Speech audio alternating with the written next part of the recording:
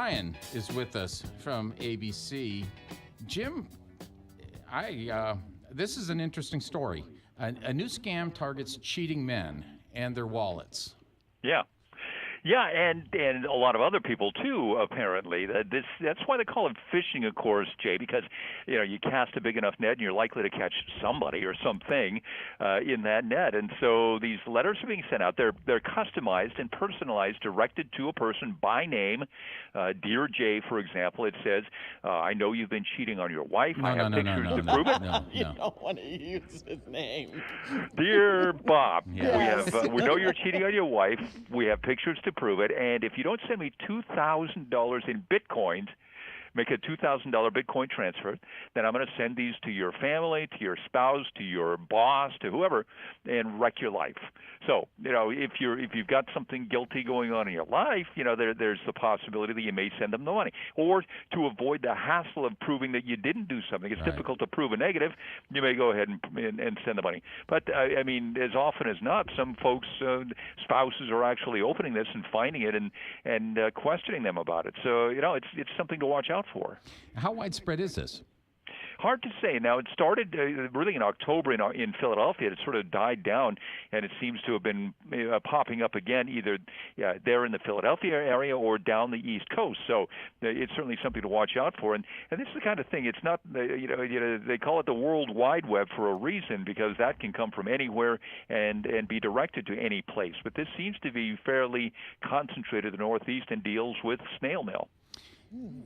Amazing. And you think about it, what a perfect scam. It is. For someone that is cheating to get that in the mail, and that I assume this level of guilt that you have and the desire to keep it hidden from anyone. I bet their success rate with these is probably higher than most scams.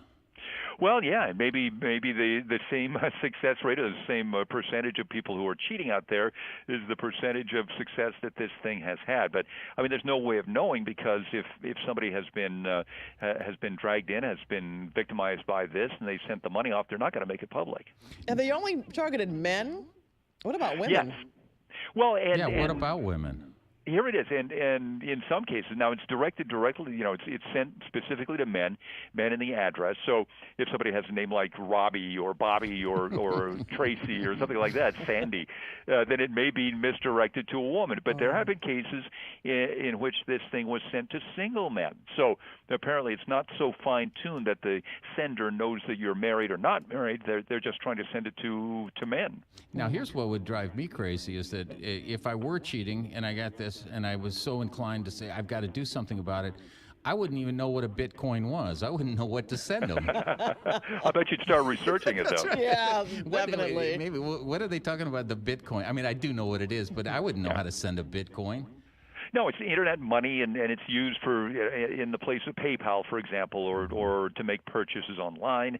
It really hasn't caught much traction. It's something that somebody came up with about 10 years ago, and really hasn't expanded beyond the internet itself. So, I guess it's a way that these folks who are sending out these scam snail mails figure that they can cover their tracks. So I take it the men who they've targeted, those who have not cheated, brought it to the attention of police. Exactly right. Yeah, and their spouses, you have to assume, hoping that they would believe them when they said, This isn't me. I didn't do anything. This is a scam." And so the police are saying, look, if you get one of these in the mail, rip it up, throw it away, shred it, do whatever, but don't send money. Now, because they are coming through the U.S. Postal Service, you would think it might be easier to track down. They must have postmarks. They must be able to figure out where at least they're originating from. Sure, yeah, but I think the assumption is that they're being sent from some other location from the one that you're going to send the Bitcoin to, and actually, I think it would be more difficult to trace paper mail than email, because there are IP addresses. There are ways to trace those backward. Forensics experts at the police department can easily do that, but they can also trace a letter too. Any indication that this is a connection to what was it? I always want to call it Dolly Madison. I know it wasn't that. I can't think of what it is. Well, All right. Well, thank you very much. Very Just watch out. enlightening.